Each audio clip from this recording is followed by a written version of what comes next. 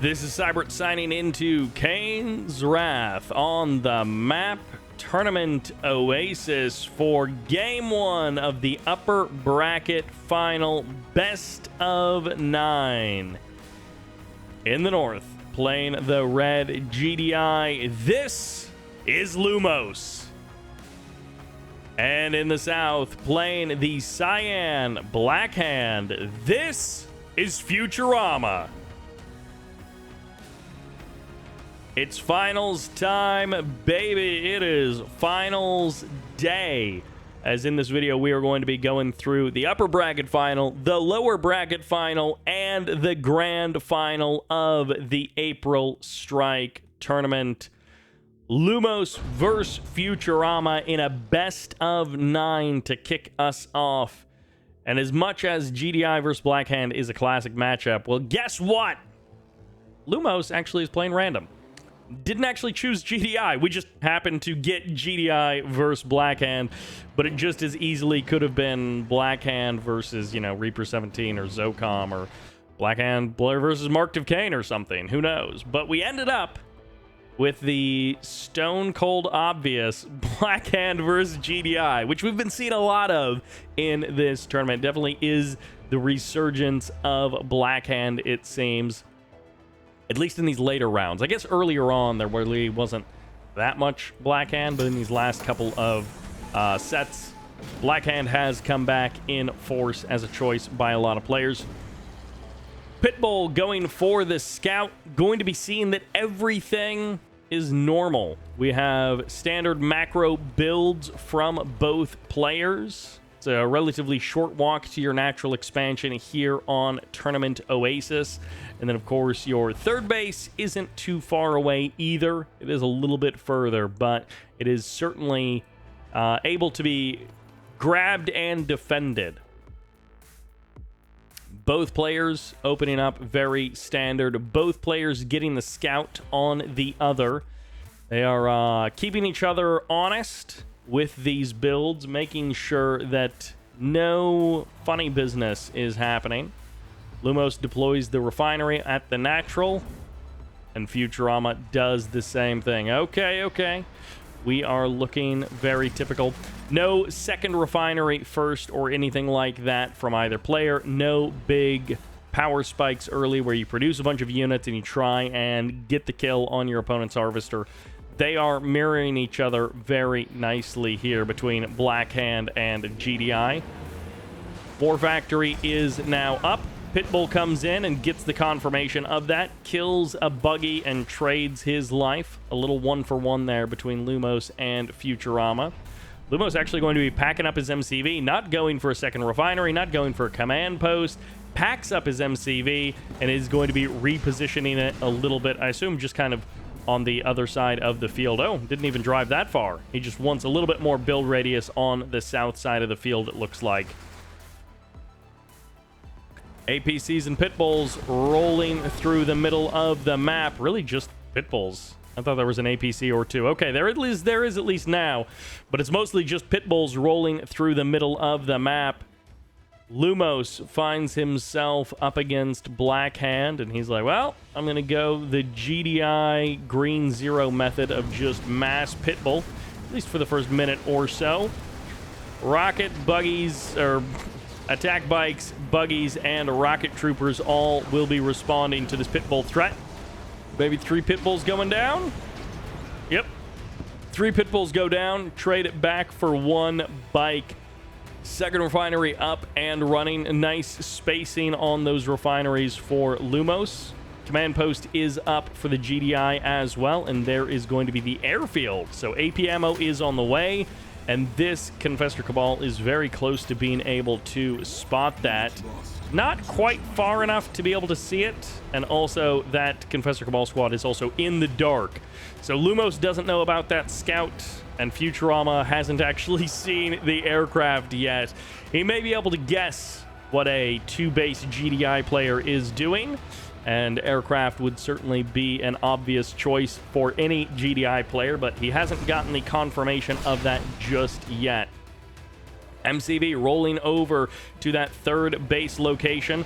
triple hand of nod onto the front line here for Futurama, and he may be out of cash, he may be maxing out his credit card, but he is going to have a lot of rockets to throw at his enemy, and they may not do any good, because if he doesn't have units to respond to these pit bulls, they might find a kill. But nope, the attack bikes turn around, and they do find the pit bulls. 2 pit bulls going down, and the bikes are committing into the pursuit, so they are going to be able to potentially clean up every single pit bull. The pit bulls stop for just a moment, and that will be their demise. Hammerheads, APCs, Predator tanks all circling into the middle of the map.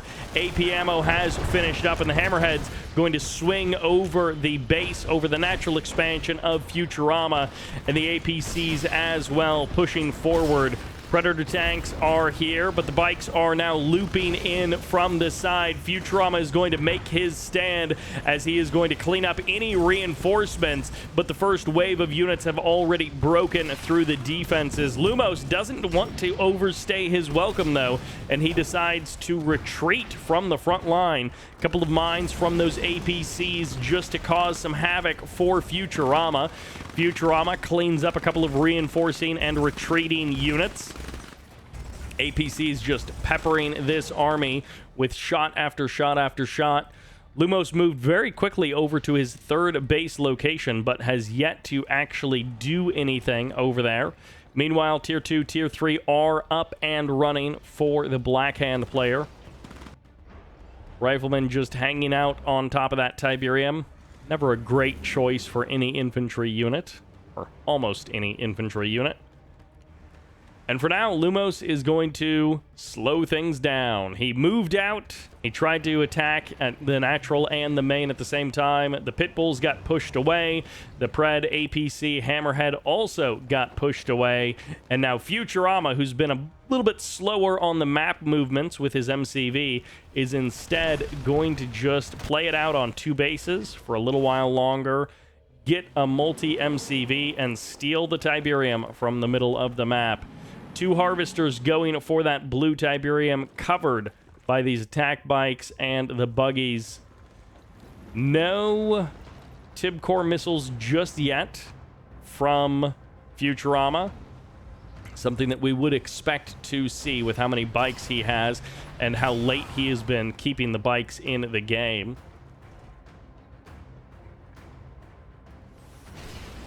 MCV deploys. Obelisk immediately is here on the front line. The rocket squads blast down that watchtower, and the harvester takes the 2nd shot from that obelisk.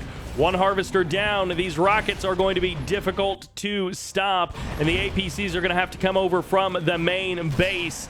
APCs ringing around the left side of this army, and the Predator tanks going for the crush. The obelisk still stands, but there are so many targets for it to shoot. A 2nd obelisk joins the fray, and the first wave of APCs and Predators have now been wiped away. The 2nd wave rolls up just in time, but it's about the delay, because Lumos needs a 2nd wave after this. The obelisks are going to make this a tough fight for Lumos to win. He can clear up a lot of the rocket squads, he can clear out a lot of the infantry, but if he can't stop the obelisks, then his base is still under threat. Meanwhile, the Hammerheads are going to be the 1, 2, 3 punch from Lumos. He swings in with his APCs and his Hammerheads on the other side.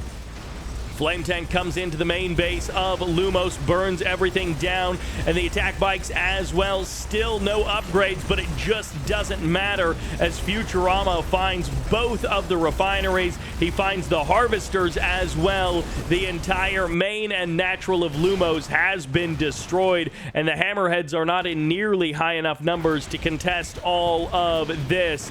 Lumos is going to be looking for one last hurrah as his Hammerheads get taken down and he GG's out of the game, and Futurama gets the first win in the upper bracket final. You may not like it, but this is the same thing once again. The same thing, but the RNG has granted us a different matchup because Lumos is sticking with random. And I mean, all credit to him. So it's Black Hand versus Random again in game number 2, but this time Lumos has gotten Marked of Kane. So, I mean, the loading screen looks the same, but of course, the reality, the result of it all is different. We get an almost mirror matchup, the war of the sub-factions here in game number 2. Futurama looking good, feeling confident after that game 1 win, crushing Lumos in that match.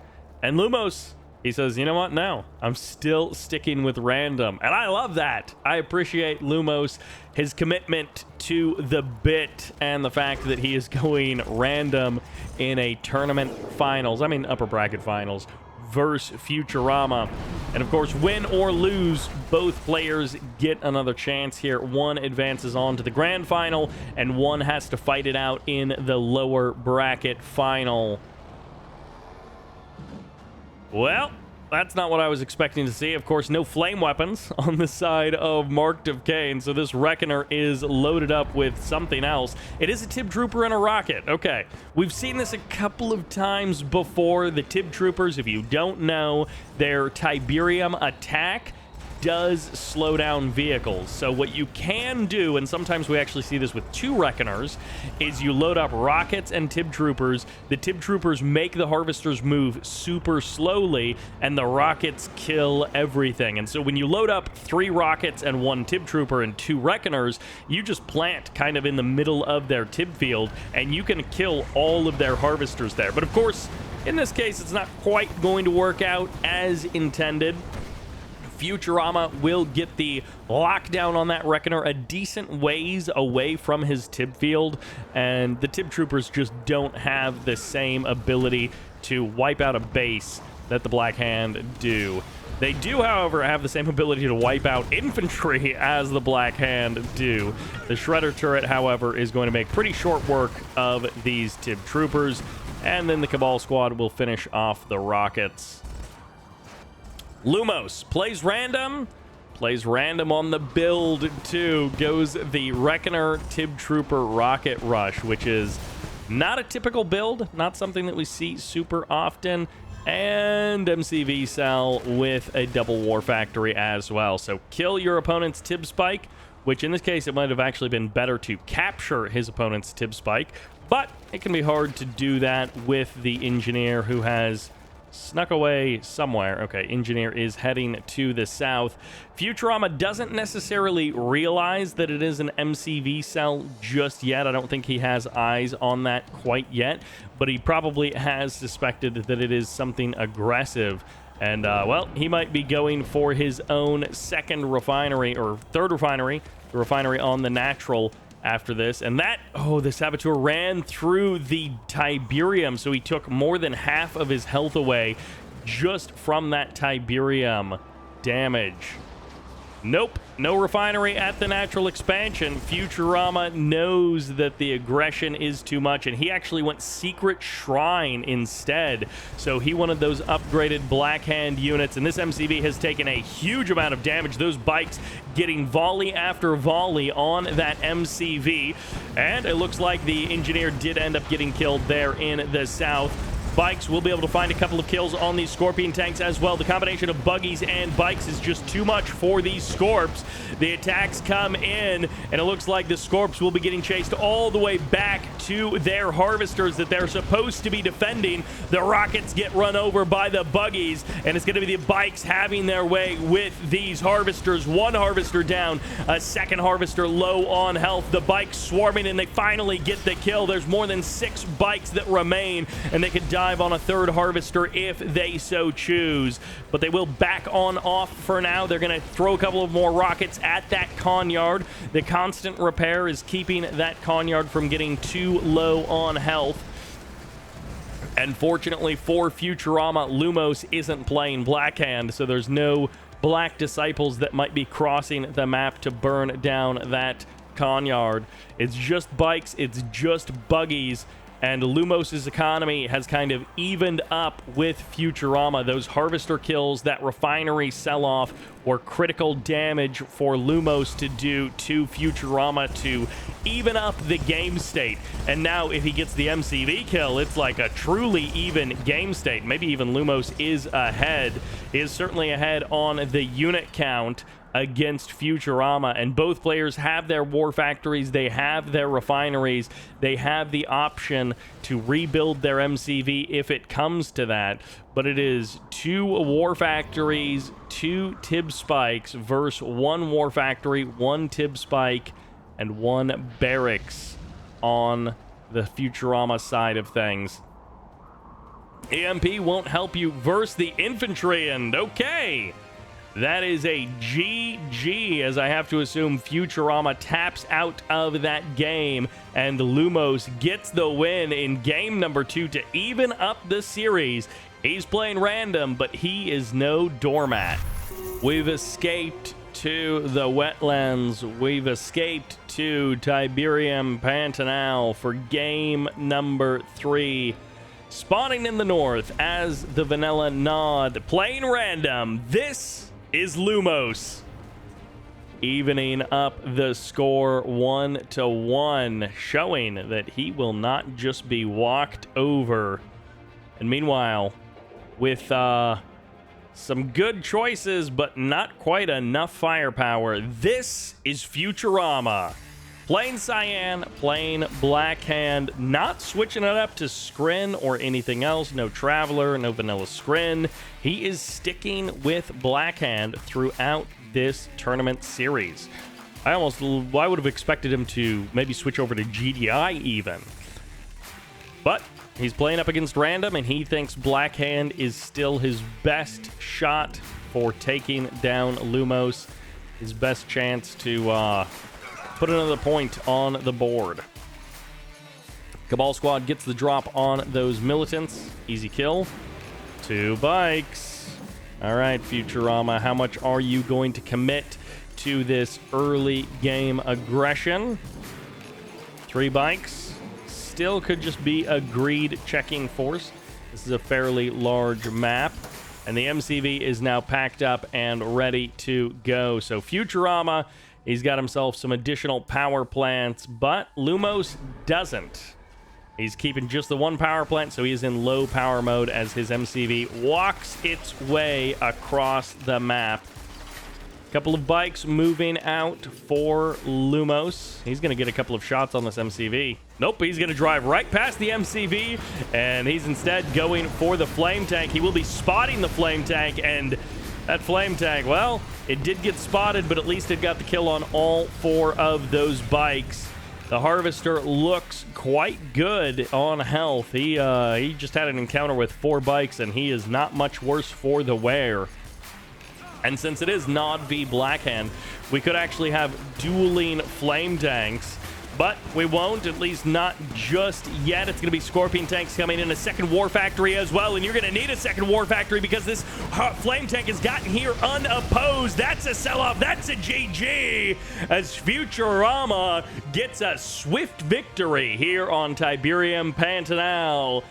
Lumos gets surprised in game number 3, and Lumos just falls off a cliff. Let's try that same thing again, but just on a different map as the Vanilla Nod. This is Lumos. He's playing red, and he chose Nod. No random selection here. He truly wanted a rematch versus the Cyan Black Hand versus Futurama. On the right side of the map, Futurama sticking with Black Hand, and Lumos sticking with Nod, ending up as Nod randomly there in game number 3, and losing very swiftly. This almost feels like, all right, we're going to play Highlands. I'm also going to play Nod. It's not an exact mirror matchup. One team has stealth. The other team has, well, one team has stealth and better aircraft, and the other team has flames and better infantry. The infantry of Black Hand far outclass the infantry of Vanilla Nod. In the last game, infantry didn't really matter. Flame Tank did a lot of the heavy lifting for Futurama's scoreline. Meanwhile, it is the same 3-bike opener here from Futurama. And if Lumos gets the right firing sequence, oh yeah, he's going to trade 1 for 1. You'd think in a fight 3 versus 1 that the 3 would win, but honestly, they don't really win when you trade 1 for 1 like that. Futurama could have saved one of those bikes, but he didn't. And then the bikes from Futurama, they're going to be rolling up into Lumos' base. Lumos having to deal with the annoyingness of these Cabal squads constantly attacking his bikes and just doing that little bit of damage. It takes so long for a couple of bikes to kill off a couple of Cabal squads. MCVs have moved to the far side, and it does not look like there are any sneaky flame rushes coming out of these bases. I mean, there could be an operations center dropped right now, delay the natural expansion, and instead go for something just a little bit tricky. I assume it's a second war factory. Okay, yeah, there it is. Up here on the, halfway in between the bases. And this Cabal squad scouts it perfectly. Futurama is exactly there to see that war factory placement, and he has all of the information he could possibly ask for as he scouts exactly what Lumos is doing. And okay, he does finish the refinery, so he was already going for the refinery. He decides to finish it, but he powers it down so it doesn't actually spawn in the harvester, and the harvester is kept safe, sort of in limbo, perhaps in a liminal space, as these bikes roll into the base of Futurama. It's going to be a couple of rockets brought out to help deal with these attack bikes, and the attack bikes will be going toe-to-toe with the Scorpions as well. 3 of the attack bikes down below half health, just a sneeze away from death, but they still managed to get a kill on a Scorpion. They still managed to get a kill on a second Scorpion as a secret shrine gets added into the mix, and this harvester isn't long for this world. He's going to try and juke, but those moves were too late, and the bikes find the kill that they're looking for. 5 bikes escape from the front line. Nope, they turn back around and they think they can kill the secret shrine before the upgrade finishes, or maybe they'll just settle for an additional Scorpion tank as Lumos brings the aggression, brings the fight to Futurama, and finds kill after kill after kill. He also finds himself a secret shrine, an upgrade denial, and a full reset of the momentum that Futurama had. It's a best of 9, and Lumos, it looks like, wants to speed run it as the GG comes out, and Lumos evens up the score 2-2. And it's on to Tournament Airstrip for the tiebreaker. Game number 5 will decide which of these players has the momentum. On the left side, playing the Cyan Blackhand, this is Futurama. And on the right side of the map, playing random once again, this is Lumos. Skrin is his choice. Or not his choice, what he was dealt by the RNG gods that govern this game. If you told me, hey, the upper bracket final, it's Futurama versus Lumos, and it's Skrin versus Blackhand, I would have been like, oh, well, Lumos is playing Blackhand, and Futurama is playing Skrin, because Futurama is a strong Skrin player, and he often plays Skrin in tournament games. Nope. Not only is Skrin not chosen by anyone, it was arrived at random. Futurama is the Blackhand player in this case. Buzzer will get killed here. No, there's a second buzzer, and the eject is just in time. That was perfect control there, but it wasn't enough to stop Lumos from getting that tib spike. Futurama played that out perfectly. He made the exact right decisions, and yet Lumos still got away with the second tib spike capture. He got the contested spike from the middle of the map. The one that we all covet. The one that all players want. Futurama is also getting consistently scouted by these buzzers. First in his main base and now tagging his MCV as it moves towards the natural. Lumos has pretty much perfect information on what Futurama is doing. And not to be outdone, Futurama sends his own scouting squad in to confirm the main and the natural of Lumos. So both players will sort of check in on the other one.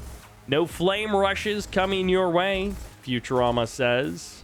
And no descents coming your way, answers Lumos, as both players agree that, all right, we're going to have a couple of opening scuffles, but really, we're just going to get our natural expansions up and running. We're not going to do anything too crazy aggressive in the first couple of minutes of the game. 3 minutes in, locking and loading on their natural expansions. Refineries are up.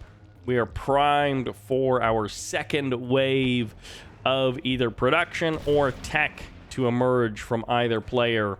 Futurama, in the interim, has chosen the Hand of Nod, the secret shrine as well, and he is going for the contested Tib Spike in the middle of the map. He believes it is his right as an Earthling, as a Nod player, to control that and not the invading aliens.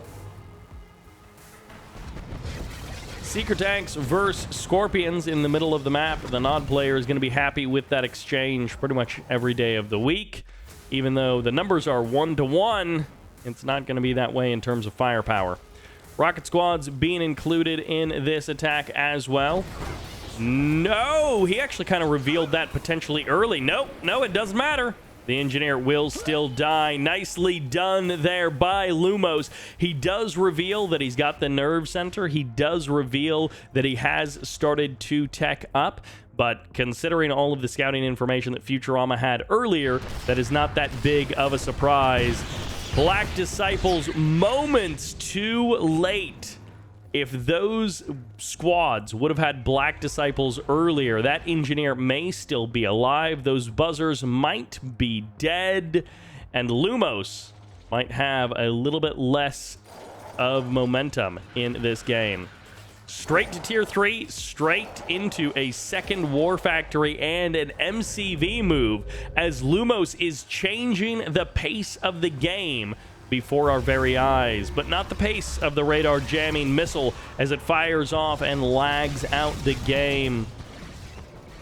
That's one thing that I would like fixed in R22, is if whatever the radar jamming missile is doing to the game that causes the game engine to lag out like that randomly, if that could be fixed, that's my wish list for R22, which is already out. I don't think that's getting added into the game. Shard mechas are going to slaughter these rockets and these cabals in the middle of the map. The third base has been spotted. The Seeker tanks in the north are looking for a weakness. They're looking for an opening as a flame tank emerges from Futurama, but Lumos gets the spot on it, and he gets, actually, he's going to see both of them. He's going to get a harvester as well. A couple of lowly Seeker tanks finding big damage in the north. They will eventually be burned to a crisp, but they get themselves a harvester kill. Mechapedes are here. That's a second harvester going down, and the obelisk did not hit the head, so a third harvester will pay the price, and the Mechapedes escape. These shard mechas just having their way in the base of the Black Hand, and it looks like Futurama is going to need some better unit control if he wants to knock down these mechas. Phase comes in, and that's an easy save of the mechas. Lumos coming alive here in the finals, in the upper bracket finals, and putting out some impressive games.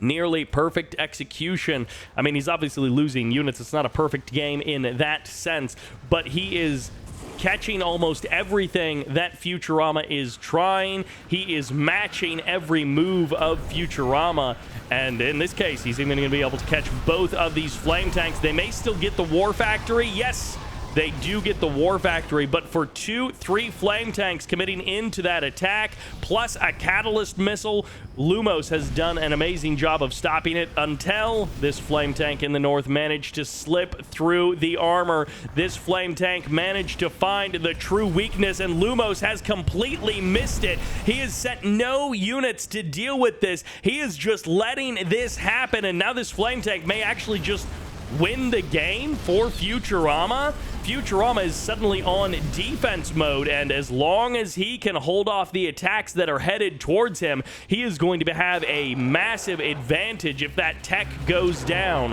Obelisk gets a shot off, and that's the shot that kills the Mechapede once and for all. And okay, no, finally the tripod does turn around. The tech is preserved, but Lumos's harvester count has now transferred entirely to the new main base, the third base. So instead of having 2 fields of economy, man, those flames were rendering for a super long time, but instead of having economy from 2 different bases from 3 or 4 active refineries, Lumos now has a parking lot outside of his third base refineries. And even though he should have more income than Futurama, Futurama is dangerously close to him in income per minute.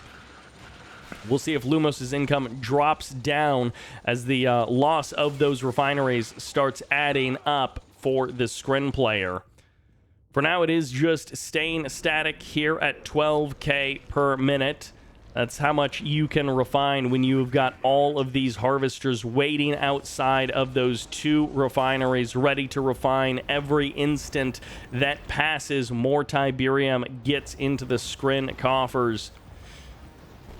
Futurama, on the other hand, he has decided to take the fight to his opponent. That's a flamer and an engineer inside of that Redeemer. Charged particle beam onto the front line. The momentum of Lumos has completely disappeared. Those flame tanks, the catalyst missile, have taken the wind out of his sails. At least Lumos isn't dealing with a bunch of obelisk drops on the front line. There's the stasis locking down the Redeemer, cutting off this army, but I mean, Futurama can just back up, right? Can't he just back up from the front line and wait for this stasis to expire? This has kind of reset the attack timing a little bit here, but the Purifier may go down. Lumos is making something out of this stasis timer, but he didn't actually get all that much considering that stasis was locking down the Redeemer. Rage Gen fires off, and these Mechapedes looking for the kill on the north side of the army. One Mechapede finally goes down as Lumos is able to get the kill on the Purifier, but not stop the Redeemer. No EMP from these tripods, nothing like that. It's all about these Mechapedes staying active and trying to find an opening back on the backline of Futurama. Futurama, on the other hand, is just walking right through the front door of Lumos. This third base is being shut down, and Lumos is going to have to fly away from here. Both refineries go down. The stasis chamber as well. The airstrip, the gravity stabilizer gets eliminated. And these rockets, they never really got cleaned up. That stasis held the Redeemer in place, but now Lumos is falling apart when the first big fight of the game actually happens right in between the bases, right through the front door. Lumos just collapses. Triple, quadruple portal on the back end, and Lumos has the same parking lot outside of his refinery that he has had for most of this game.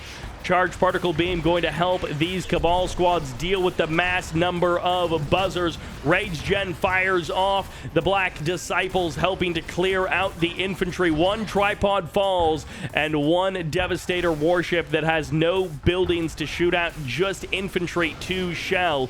Tripod stepping forward. Lumos' attack is desperate and spread out.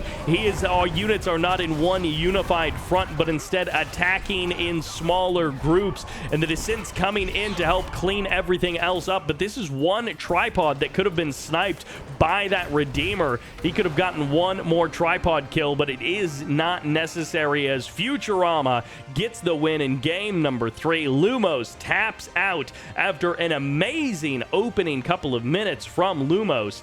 That flame tank counterattack did just enough damage to completely rob Lumos of all momentum, and Futurama unintentionally put all of Lumos's focus on that third base, and then that's where Futurama attacked and crushed it. If Game 5 was the momentum maker, then Game 6 on Extraction Plateau is the combo breaker. Because in the north, choosing Nod, playing red, this is Lumos. And in the south, playing the cyan, choosing Zocom, this is Futurama. No scrin here, says Futurama. Lumos switches it up from random to choose Nod on this particular map, and Futurama changes it up from Black Hand to Zocom. Not a very typical transition. Black Hand to Zocom. Different playstyles, very different unit sets. Almost as different as they could be. Obviously, Black Hand have quite good infantry. Zocom have some pretty good upgrades for infantry as well. Rocket harvesters versus no stealth harvesters. Maybe there's not a connection there. But Zocom into the game number 6. What a choice for Futurama to make. He will get the scout on Lumos. He will see, okay, no flame rush, no funny business here. Flame rushing a Zocom player can be quite devastating for the Zocom player to deal with. But if you're just building harvesters, Zocom player usually has a pretty good time dealing with that. Extraction Plateau. We finally get to see this map again. I feel like there's, in these best of 5s, we keep seeing 3 or 4 maps about 98% of the time. And then all of the other maps in the pool have been relegated to sort of just one-offs. So I'm glad to see Extraction Plateau making its way into this series. I think we've already seen it once, maybe twice in this tournament so far. I think in the quarterfinals we did get to see it. A couple of riflemen just keeping their eyes on the base of Lumos. Futurama, he's getting scouted by Lumos as well. So both players have a very good read on what the other one is doing. And these buildings would have been great for Futurama to capture because, of course, if you are going flame tanks, if you're trying to sneak them around the edges of the map, there is a decent chance that they will pass within range of this structure. So if Futurama was able to take those structures, that would definitely be nice eyes to have out on the map. And this War Factory has lost like 15-20% of its health due to this rifleman squad, so that's a pretty annoying thing to worry about from Lumos. Futurama just peppering these buildings with rifle fire from the foxholes. One pitbull does end up going down there. Refinery and War Factory active at the natural expansion for Lumos. Futurama, on the other hand, he goes double refinery. Where's his tech? Whoa, why was his refinery so late if he was going to refinery? I guess he was just focused on other things for a moment there, but he doesn't have much of a ground army. He doesn't have tech. I thought he had gotten his command post first and that he was like researching AP ammo or something, but no. Futurama is just a little bit slow on that 4th refinery. Skipped the War Factory in between. And doesn't necessarily have any big advantages anywhere, but at the same time, Lumos isn't going for any kind of big attack.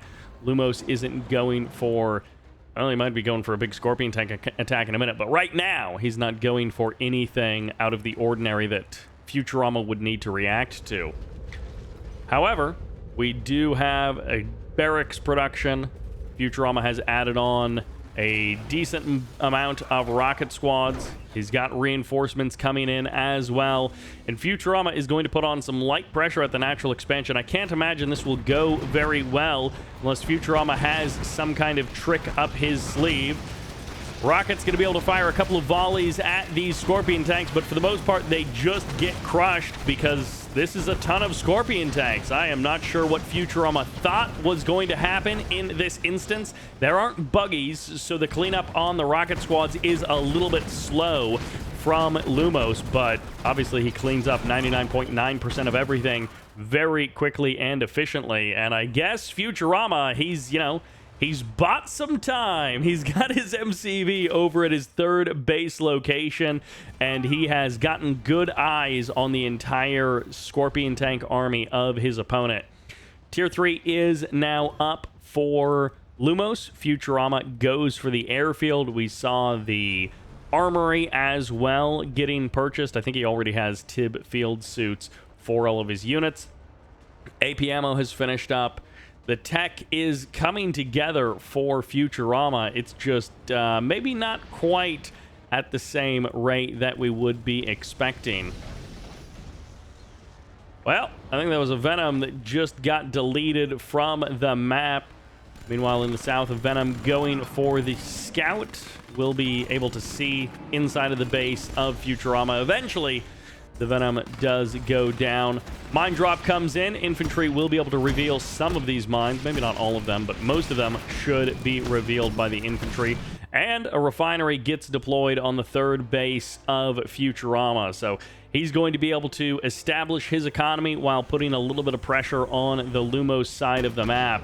But for a switch up into Zocom versus Nod, I was expecting that there might be something a little more specific planned. And in this case, we really aren't seeing anything all that crazy. Tib Spike is being tagged there. Futurama really should just capture that for himself and then move into the main base of Lumos. We'll see what he ends up doing. He is going to go for the kill on the Tib Spike. Laser Capacitors has finished up for Lumos, so those Venoms do extra damage now. Scorpion tanks are going to be pretty fearsome. They've got dozer blades. They've got laser capacitors. They are quite a match for the Predator tanks. Orcas now out on the field. This is a lot of rocket squads, though. Orcas, if they get the right positioning, these are Zocom Orcas, so they are awful at hitting moving targets. But if these tanks are traveling through any kind of a choke point and the attack path is correct, the Orcas will absolutely shred the tanks.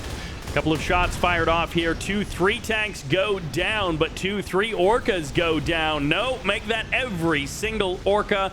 5-4-5. I think there is 5. Wait, no, okay. There was 2 airfields. I wasn't miscounting. There were 5 Orcas there, and they all got cleaned up. And now the Scorpion tanks are going to have to contend with this Rocket Squad, Predator tank, APC army. We'll see how good the crushes are. Scorpion tanks going to be kind of backing away from the front line of the fight. A couple of these Scorpion tanks super low on health, and the Orcas coming in, finding an extra couple of shots, softening up these Scorpions, because if you got low health bars, you can't really crush anything. More Orcas coming in, adding insult to injury as the Venoms are a little bit too late to the party. Every single Scorpion has already gone down, and now the Venoms are fighting alone. The Rockets turn their guns to the skies because there's nothing on the ground for them to shoot. The Predator tanks still standing. The 1-2 punch never connected. The 1 came in, it got slapped away. The 2 came in, it got slapped away, because there was no communication between the two halves of the army. And it's going to be avatars trying to stand against what looks like an infinite wall of rockets. Shot after shot after shot comes out, and these avatars just do not have the rate of fire to handle that many targets. As SAM site comes in, where are the Orcas for this SAM site to shoot? The Shredder turret is the follow-up, and the SAM site has already gone down by the time the Orcas show up. Watchtower gets the stealth reveal on the mines, and the AA battery will keep those Venoms away. The MCV takes massive damage. It's a fumble. It's a trip from Lumos as he drops out of the game. He tumbled right off of the cliff, and Futurama just had to throw a banana peel at him. There was not much more there from Futurama. Lumos, he was in a dangerous situation. And Futurama got the perfect fight there. He had the third base super early. His economy was roaring. And then he got the perfect fight. Scorpion tanks by themselves, Venoms by themselves, Avatars, and a SAM site after that. The perfect fight there for Futurama to send us into game number 7. And Lumos chooses the Rift for the next battleground so that this Visceroid may be witness to the war that takes place. In the north, playing the red Nod once again. This is Lumos choosing Nod. Now more often than not. Meanwhile, switching it up yet again, and this time getting himself the Scrin. This is Futurama. Futurama makes it around to Scrin. It took him 7 games of the finals to finally land here. And it was after a win, too. He had no necessary reason that he had to switch it up to Scrin. It's not like he took a loss and was like, oh boy, this guy can't play anything but Scrin. Nah, he's been doing okay. And even the games that Lumos has won, it's not like, oh, if he switched to Scrin, he would have saved that game. But no, he is just switching it up to Scrin. Where's the second engineer? There are 2 Tib spikes on this map, and I am slightly concerned that Lumos has not grabbed his second Tib spike.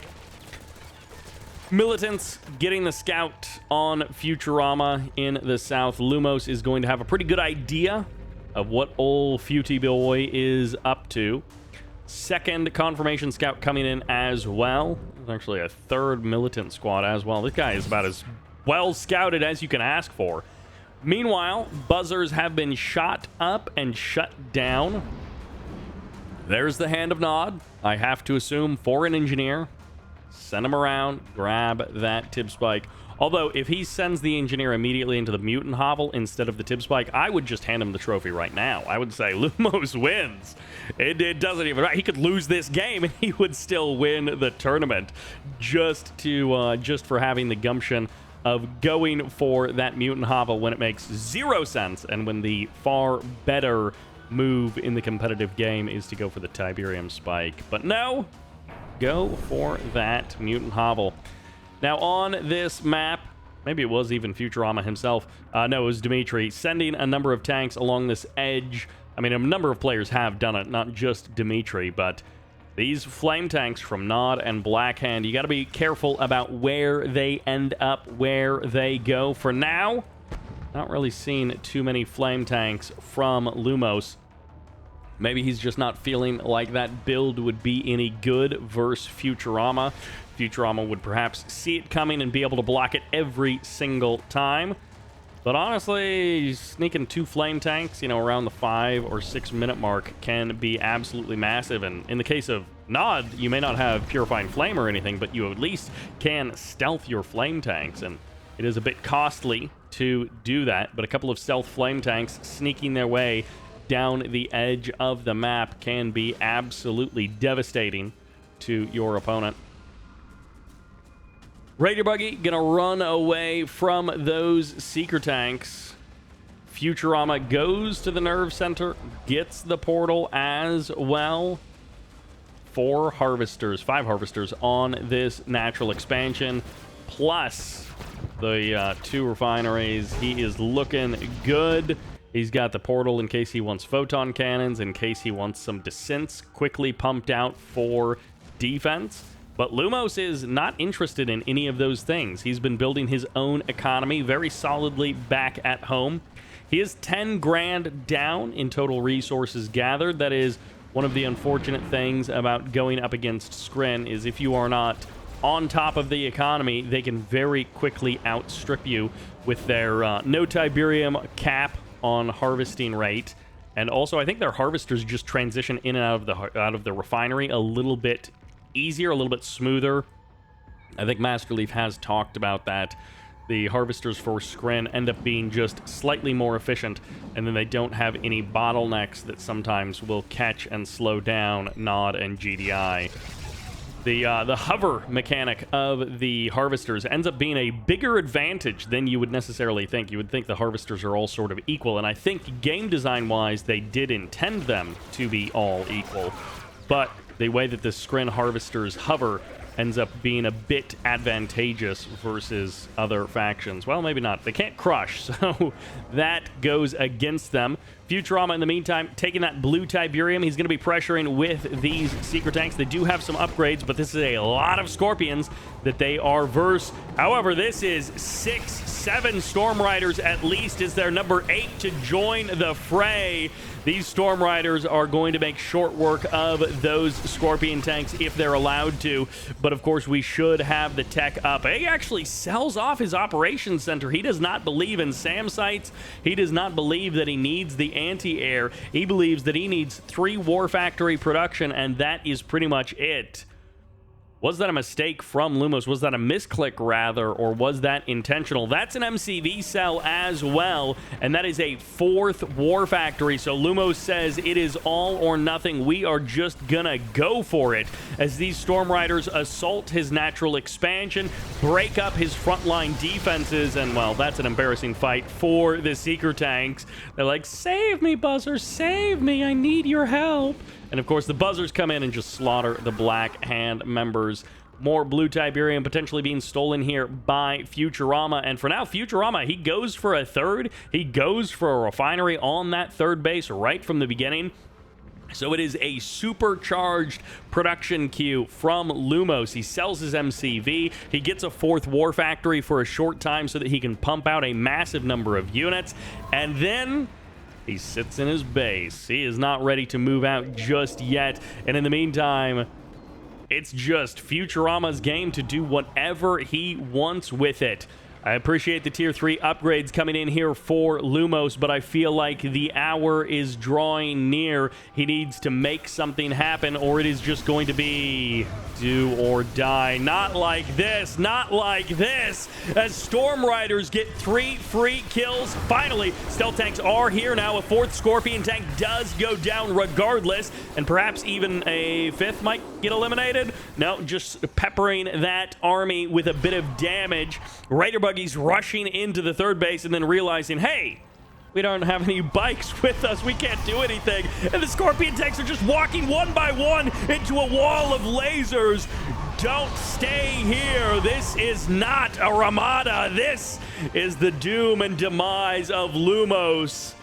After 4 or 5 fantastic games from Lumos, that last one just felt like he was in a different match. I don't know what he thought the game state was, but that was not it. Futurama advances to the grand final from the upper bracket, and Lumos will drop down to the lower bracket final. And here in the lower bracket semifinal, we are here starting game number 1 on Tournament Oasis in the north.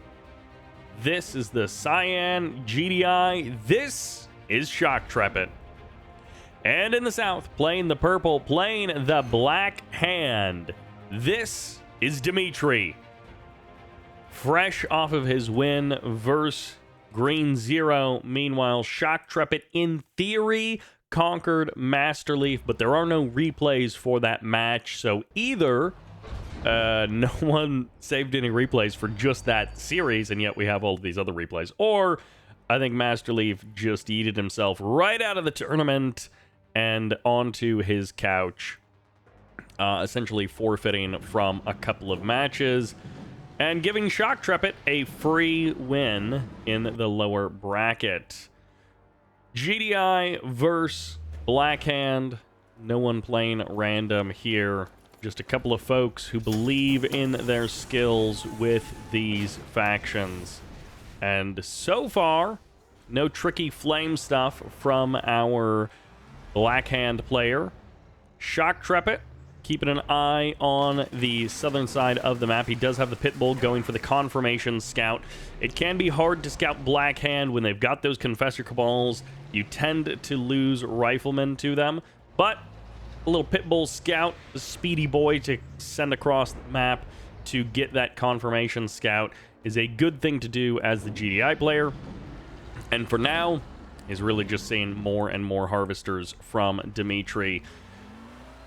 Dimitri not looking to go for the Flame Rush. We may end up seeing a couple of Flame Tanks a little bit later, but I've been appreciating the builds that Dimitri has been going for. They tend to be pretty aggressive, they tend to be pretty active, and they push the GDI player to their limits. No just like sit back for 20 minutes and go for... Let the GDI player do whatever they want. Let the GDI player get a bunch of Juggernauts and a Marv and Sonic Emitters and then... wait a second. And then go for a Panic Man Spam transition. Nothing like that from Dimitri. We do have an MCV on the move. A curious place for an MCV to be heading to. It is going directly south, and that is not where Shock Trepet is supposed to be heading. Dimitri will be spotting this. He's got these bikes and these buggies tangoing with these Pitbulls. The dance continues through the middle of the map. Pitbulls going down, bikes and buggies being eliminated, and the MCV dancing alongside just by itself, slowly plodding towards the south. Refinery is up. Here's the panic hand of Nod as Dimitri says, I think I need a couple of additional rockets to help hold this off. One APC at least is packed along for the ride. 2 and 3. Nope, that's a Predator tank. But we have a couple of APCs and a couple of riflemen brought along because, of course, this is against a Black Hand player, so the infantry are powerful. The Black Hand upgrade is coming in. The Pitbull's dodging and weaving over here at the natural, or at the main base, while the Predators and the APCs get close on the natural expansion. Watchtower gets deployed. Second hand of Nod as well. Decent amount of space here, and the laser turret gets deployed as well. So the laser turret going to create a little bit of a buffer here. Meanwhile, the bike buggy not finding an opportunity to swarm across the map there, instead just playing guard dog defense over in the main base. Rocket troopers step forward. They're going to be able to start deleting those watchtowers. No AP ammo, but the research has begun. APC gets popped. Rifleman inside goes down. The watchtower is going to get clobbered, and I thought this was going to be a little bit more of a fight. Maybe the Predator tank's going in for the crush, but nothing has happened so far for Shock Trepet. He needs to do something. He's going to be losing his command post, and this attack falling flat. Second laser turret comes up as the Predators move in for the crush. They're going to be able to get some of the rockets, but not nearly enough to make a difference. The power plant is the next target in the MCV after that, or maybe the War Factory. It doesn't matter because the flames will burn, and when the flames rise, your Pitbull attack at the main base just doesn't matter very much. You better have a good enough Pitbull kill to make up for the fact that you're losing your MCV at the natural expansion of your opponent. A couple of bikes do go down, and the GG comes out as Shock Trepet gambles it all at his opponent's natural expansion and comes up short. And we're gonna run it back once again, but this time on the Rift. The big old green Tiberium crystals will be witness to the battle between Dimitri and Shock Trepet. GDI versus Black Hand. Well, it didn't go very good in game number 1 for Shock Trepet, but he also pulled out a crazy aggressive left turn that he won't necessarily be repeating here in game number 2. One of those things that, yeah, maybe you tried in game number 1 and you get a relatively quick, relatively easy victory. You catch your opponent off guard and you are able to pull one out. And then if it doesn't work, you just go, well, I'm not going to do that again. And hopefully here on the Rift, which has a very short walk distance to your natural expansion, so it is a very too basey kind of map. We won't be seeing that from Shock Trepet. Apparently, we might be seeing it from Dimitri, who is playing Black Hand and has decided to give in to the flames. He has decided that, yes, the flame tank life is the life for me. Anti-scout coming through for Dimitri, denying this rifleman from getting the scout. So let's take a quick look at Shock Trepet's vision. He's got that pocket, and he's got some vision here coming across the map, but he is certainly missing wherever this Black Hand flame tank is. And it's way off to the side here for Shock Trepet to be able to see. Now, he will see the second one, so he does know that. And he's like, all right, 2.5 minutes. I think there might be another flame tank somewhere else out on the map. He doesn't necessarily know exactly where, but he may have some suspicions as to where the other flame tank is. Operations Center has been sold off. Harvester production resumes, so it looks like it's going to be 3 flame tanks that Shock Trepet has to catch and kill before he can get back to his game as intended. And, well, he may indeed be able to do that. Pit Bulls and Predator tanks are pretty good flame tank killing vehicles. And this first flame tank on the left side does get caught very far out. The second flame tank also gets caught very far out. And the third flame tank is down here in the corner. He will walk right past this tib spike, but he should get the refinery. Pit Bulls and Predator tanks are pretty far away. This could be a refinery and an MCV. This could actually be multiple kills here. Oh, the War Factory is now up. A unit is producing. There will be some kind of defensive response here. Dimitri doesn't realize the opportunity that he had moments ago, but now this War Factory is online. It is producing units, and he has to deal with the Pit Bulls back at his own base. Oh, it's a Harvester. This is actually still great. Oh, the command post is here. 1 APC steps on out. Dimitri still has an amazing opportunity to do truly game-ending damage as long as he's able to keep the Predator tanks and the Pit Bulls off of his back.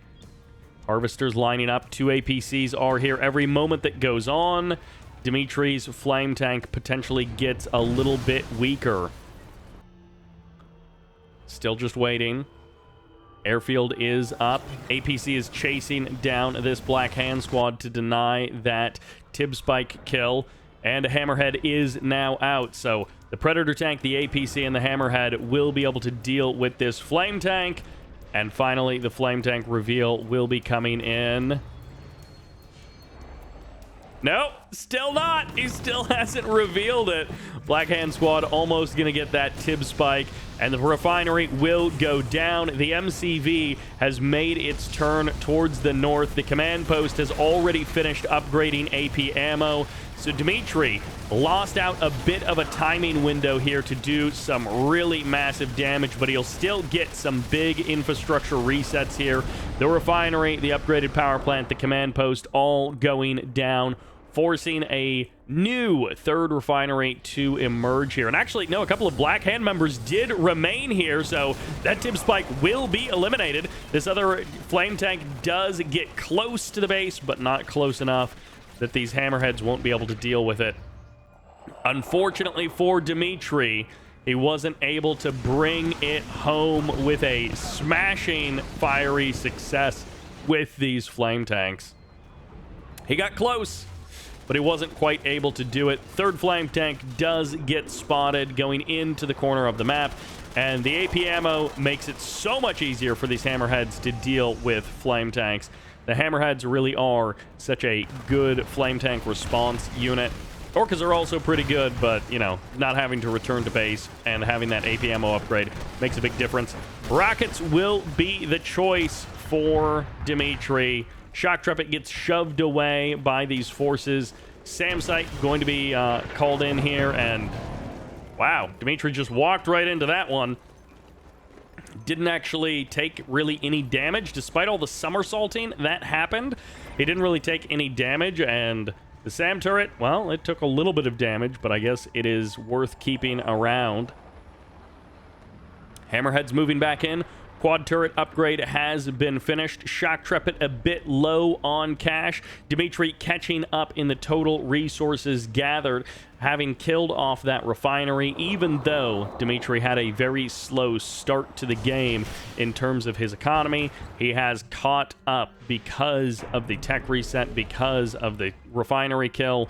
And Shock Trepid, well, he is aimed towards the late game with this multi-MCV push. We have to assume that he is going sonic emitters with it as well, that he's going tier 3, that the eventual emergence of Juggernauts will be bringing shells to the front line. Shatterer is here. Hammerhead's going to take a couple of shots from those attack bikes. Would be nice to have some repairs for those Hammerheads. Obelisk gets deployed. It is so late to be deploying an Obelisk to help out this MCV. So late indeed that a second Obelisk won't even finish in time to be deployed before the MCV goes down. And one Obelisk is good, but it's not good enough when you've got all of this firepower from Shock Trepid.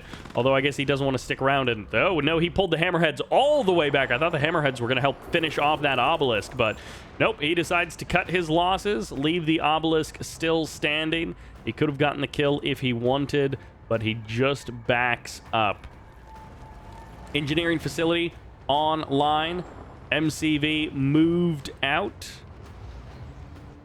Way over here onto the left side of the map. It's not a sonic emitter, it's a watchtower. That watchtower isn't going to last very long. Does get a couple of the rocket squads. Cleans up 1.5 rocket squads there. As Shock Trepid pulls back over to the left side of the map, but the Hammerhead's now going to be getting caught by a couple of bikes. 2 Hammerheads going down, many bikes being eliminated. And the Hammerhead's taking that extra damage due to the Tib core upgrade. Watchtowers are here, so is the Redeemer, the first epic unit of the series here in game number 2, as the Redeemer steps out onto the field and the Marv is still a little ways away. Purifier stepping forward. Rockets are here. Charged particle beam as well, courtesy of the tier 3 upgrade.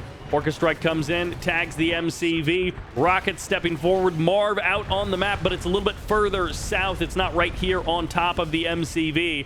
Good thing there's no EMPs to lock down this Marv, because that would be a dead Marv with all of these rockets here, with the Redeemer, with the Purifiers, but no EMP to lock down that Marv. And what is this? A Mammoth tank makes its way across the map, finds a couple of kills, might be able to clean up a couple of attack bikes, and then may just go down to the slow death of one attack bike firing a rocket at a time.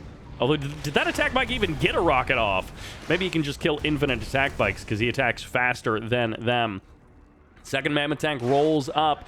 The main base of Dimitri will need to be defended, and Shock Trepid has found his economic advantage with the help of $8,000 that's been recently deposited in his bank account. He's $8,000 up in total resources gathered, and well, the Marv is a big reason for that.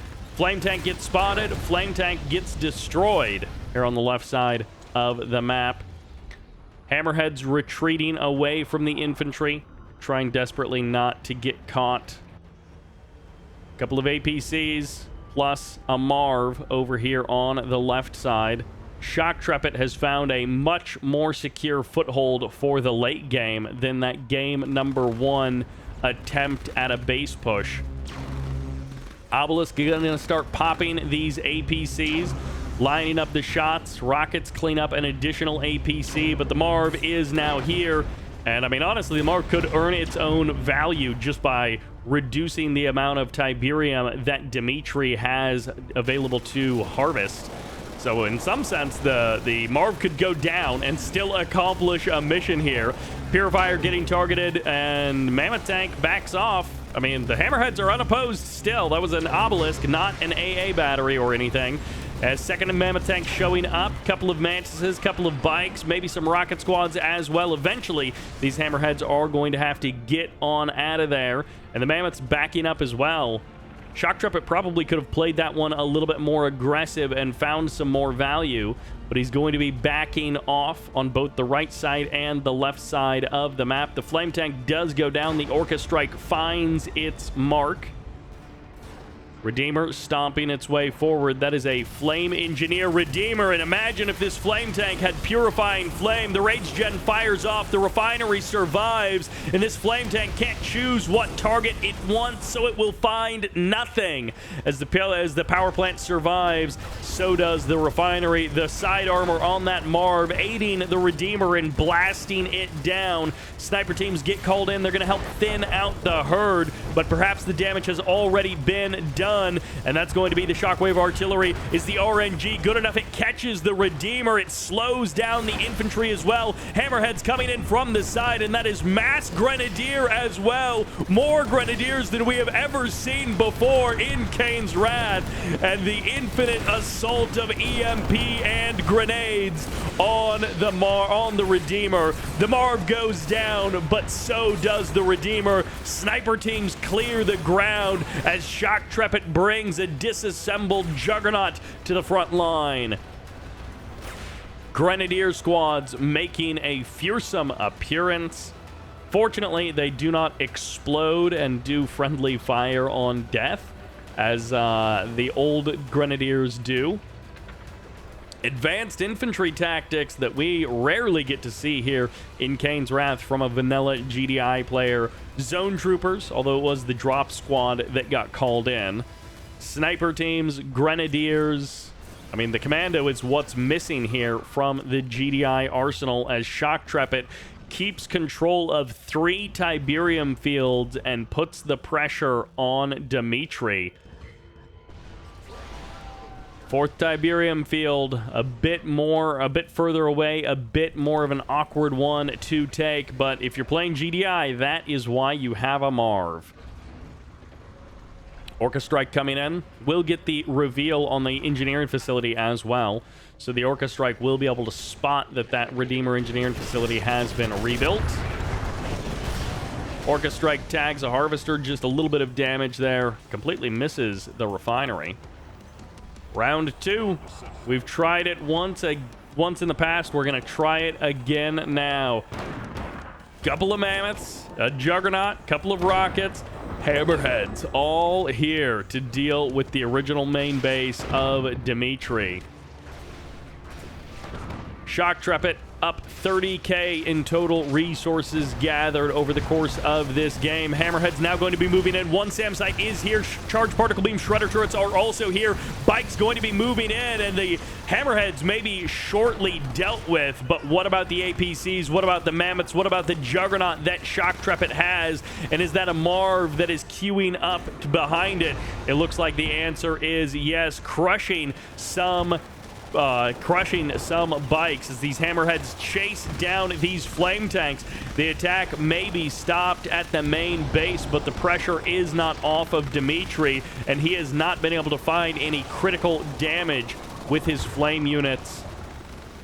He did some good damage earlier on in the game, but it's not been game-ending damage just yet.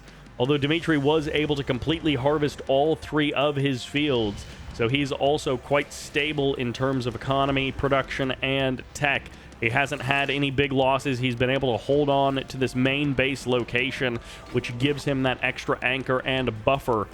It keeps Shocktrepet at bay, but Shocktrepet is going for the old GDI tactic. You marvest one field, and you harvest the other field. Shocktrepet is looking to double dip on the 4th bases of both players. As a result, he remains 32,000 or 28,000 credits up in total resources gathered. He's got 5 grand in the bank that he can drop at a moment's notice. Orbital bombardment, shockwave artillery, even going for an ion cannon control center or just another war factory to pump out even more units. Airfield for additional air power, more Hammerheads, maybe Orcas, maybe even the elusive Firehawk. Or maybe he's going for, what is this, an Ox transport with a, nope, rifleman. It's a scouting Ox, not an engineer Ox. going for the transition, or going for the steal of a Tib Spike. MCV versus MCV. And of course, Shock Trumpet would rather hold on to this base on the left side of the map. Rocket Squad's not turning to fight, so a bunch of them get gunned down. These Hammerheads find kind of a perfect angle to engage. These Harvesters need to back on off of that field. Let the Hammerheads clear out the majority of the infantry. Most of the Rocket Squads have already been dealt with, but the fight on the left side of the map continues. Shredder Turrets versus Juggernauts. Rage Gen pops off. Juggernauts and Mammoth Tanks going to be turning their guns on each other. A blue Tiberium Harvester, but he's empty. He's not ready to go just yet. This Redeemer might become encircled. Reinforcements coming in from the west side of the map. It's going to be rockets reinforcing this Redeemer. Can Dimitri finally break through onto the southern half of the map? It's really only been flame tanks that have gone on the assault. Shockwave artillery will be firing off. Misses the Redeemer. It steps out of range. The RNG isn't good enough, and it's going to be a decoy Temple of Nod just to add a little bit of terrain to navigate around. The Redeemer low on health. These rocket squads not focused on anything in particular, firing their shots in every direction as this one Purifier goes deep onto enemy territory looking for the kill, but finding nothing. The rockets spend their ammo on the Marv, but it just keeps coming, and those zone troopers go heroic as Dimitri leaves the game, and Shock Trumpet evens the score 1-1. Shock Trumpet makes this a series and sends us to game number 3. Smashed Dust Bowl is the map once again. Shock Trumpet playing GDI once again, and Dimitri is keeping it happy with the Black Hand. At least in game number 1, he was very happy with Black Hand. Game number 2, it almost worked out for him, but he didn't quite find it. I do wonder if maybe if the Flame Tank had moved in at a slightly different time, if he could have, you know, shut down that airfield, stomped on that base a little bit harder. He probably wouldn't have gotten any more than that, but killing that command post before AP ammo finishes, killing that refinery, even if he just killed the same 3 buildings, refinery, power plant, command post, if he would have done it a little bit earlier, I do wonder how that game would have turned out. Still, quite possibly, Shock Trumpet is able to play defensively enough that the game ends the same way. Shock Trumpet just gets there a little bit later. But that combination of stealing both fourth fields at the same time really put Shock Trumpet over the edge. He was already doing well enough, and then taking both of those fields, and especially with that combination of forces that he had, not just a Marv, Juggernauts, and Sonic Emitters, but Juggernauts, Mammoth Tanks, Grenadiers, Zone Troopers, even a couple of Rocket Squads mixed in there, consistent numbers of Hammerheads, even a couple of APCs for support. Almost the whole range of GDI units being present. I guess the only thing that was really missing was, of course, any kind of anti-air because he's up against Black Hand. But overall, Shock Trumpet bringing a wide range of GDI units to the forefront there. And good defense, good offense from the Shocky Boy gets him the win there in game number 2. And for now, a very mild-mannered start for both players. MCV has lost a significant portion of its health. Second War Factory is up. We'll see how much actual producing he does. No refinery. Okay, so this might be a bit of a fake-out expansion. He moved his MCV over, but he has not queued any building. Meanwhile, on the other side of the map, the second War Factory is done, and the refinery is halfway done. So Dimitri is deliberately delaying his economy to sneak out a few extra units, and we'll see if he's actually able to do anything with them. APCs and Pitbulls pulling over to that main field, hoping to chase away the bikes and the buggies. For now, they have done it.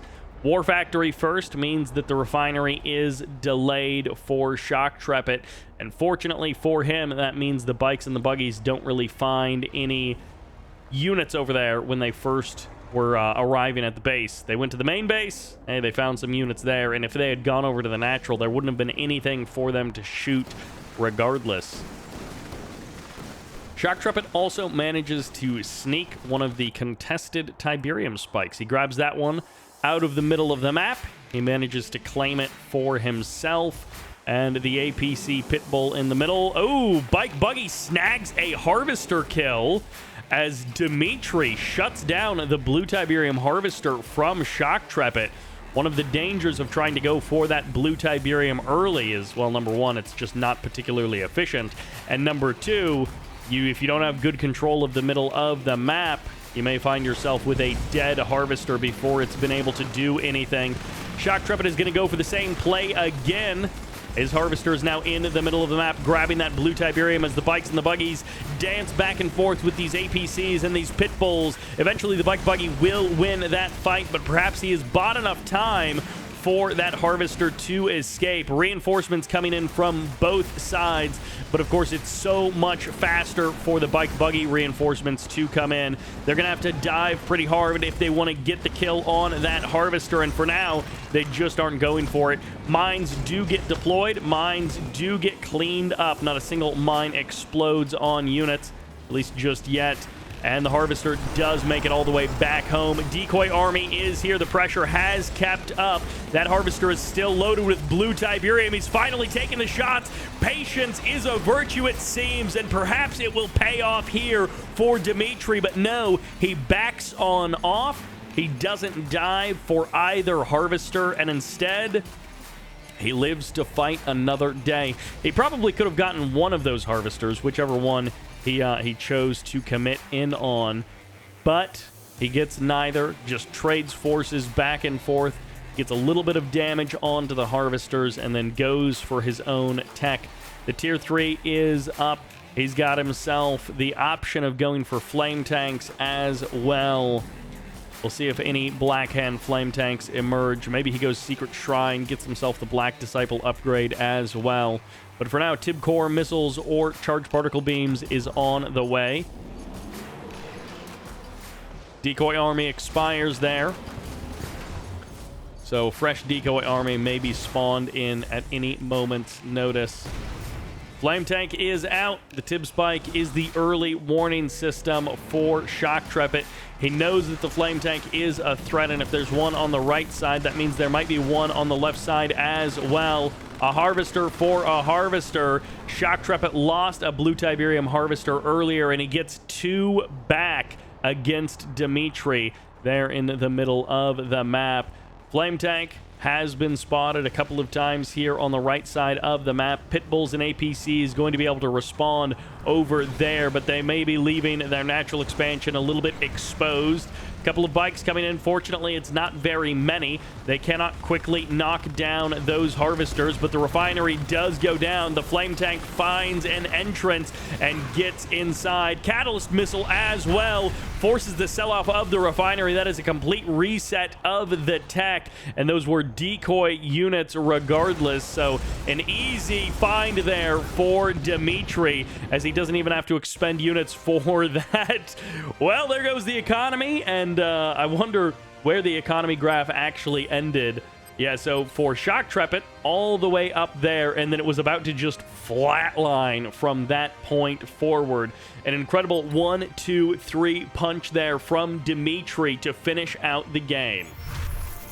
And Game 4 sends us to Abandoned Subway for another round of GDI versus Black Hand. I hope you're not getting tired of this matchup, because we're going to see it yet again on this battlefield. Dimitri kicking it with the purple, going for those flame tanks in the last game that ended up working out quite nicely. Gets the refinery, follows it up with the catalyst missile, and then gets the Harvesters in the middle of the map for a quick 1-2-3 punch to delete the economy. Shock Trumpet struggling in game number 1, looking phenomenal in game number 2, And looking pretty good for most of game number 3 until he just got absolutely dumpstered in about 20 seconds. And then he was like, well, I could try and fight this one out, going inch by inch, scrapping for every moment, or I could just cut my losses here and head to the next game. Cabals versus Riflemen, Pitbulls versus Bikes, Flames versus Sonics. The Pitbull just trying to be annoying as that MCV desperately just wants to go for the expansion, and instead he just deploys on top of the Pitbull. The Pitbull will get a couple of extra shots here against this MCV, chunking down the health of Dimitri's MCV a couple of games in a row. MCV deploys. Everything is looking very normal, which has been the tone for the games between these two players. Shocktrepet and Dimitri have been quite close in this series, and game 1 was a bit of a weird one with the choices made by Shocktrepet. Game 2, a bit more aggressive from Dimitri, but still pretty normal. And now game 3 shaping up very similarly indeed, or game 4 shaping up very similarly indeed. Harvester does manage to get a full load of blue Tiberium, so Shocktrepet has that going for him. It may be not very efficient, but he's still going to be going for it. Second War Factory is up and running for both players, quite far away from the natural expansion in both cases. A little bit closer on the... no, maybe it is mirrored positions here for both players. APC Pitbulls roaming through the middle of the map. More and more Pitbulls coming out from Shocktrepet. He is going for the mass Pitbull opening. We'll see if he's actually able to do anything with it. Sometimes, kind of like flame tanks, it's not the first or the second or the third attack that really punches through the armor. It's on that fourth or fifth attack where you get the timing just right, you find the angle just right. And, well, in this case, just going to be trading a bit of damage on either side of the map. Attack bikes find harvesters in the main base of Shocktrepet. MCV getting knocked lower and lower on health on the Dimitri side of the map.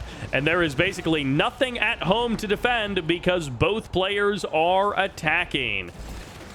MCV goes down. Maybe it got sold off at the last possible second there. War Factory is the next target, and another Harvester will be eliminated. Dimitri has completely cleared out the main base of Shocktrepet. No more Harvesters in the main, but no more MCV, no more second War Factory for Dimitri. A trade 1-for-1. What would you like? No economy or no building production? Because that is the situation that these players are in. Power plants getting targeted down. APCs and Pitbulls, when they're all you've got, they certainly will get the job done. Another power plant goes down. Low power mode for Dimitri. He has truly 0 power plants left. He desperately needs to get out an MCV, but if he can't hold off these Pitbulls, he may not have time to build anything with that MCV. Buggies standing up, a couple of more bikes returning to this base, and the buggies are going to try and chase down these Pitbulls to make sure that they can't actually make it home. Buggy's going to give chase and kill one last Pitbull. 2 Harvesters perhaps survived those attacks. Dimitri, if he had stuck around to get a couple of extra volleys into each Harvester, they would have been dead. And Dimitri now with 12 grand in the bank, 8,000 resources more gathered than Shocktrepet. But of course, Dimitri can't do anything with it. No MCV, only 1 War Factory leaves him in an extremely limited situation in terms of production. He had a fully fledged economy and yet nothing to do with all of that cash. Bikes coming in. He's going to try and dive on the weakened ones. 1 goes down. A couple of more shots, maybe enough to finish off the second. He gets the kills that he was looking for. He will trade every single bike for it. The heroes of Nod ride into the GDI base. They get what they were looking for, and they give their lives in the exchange. Shock Trepid, on the other hand, has moved his MCV a little bit further north. He is poised to be able to spread himself out and take a third base. Both players have to do a different kind of rebuilding. 2 harvesters exist, 3 refineries for Shock Trepid. It is a bad situation for both players, but again, different kind of bad. Dimitri now has power plants, so he can actually get his buildings back online. He is long distance harvesting, but he has had the superior harvester numbers for quite some time.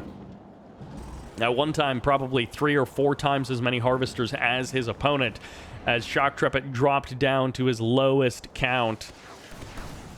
Pitbulls will find the Tiberium Spike. Hand of Nod, a good choice as you rebuild your tech tree. And the Secret Shrine as well to get that Black Disciple upgrade.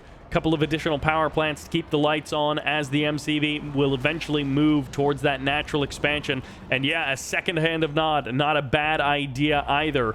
But a command post will be the answer on the other side of the map. Perfectly read here by Shock Trepid. He's thinking to himself, you know, a Black Hand player who has had very limited production will probably want to produce a bunch of units quickly. And what does that mean? It means infantry.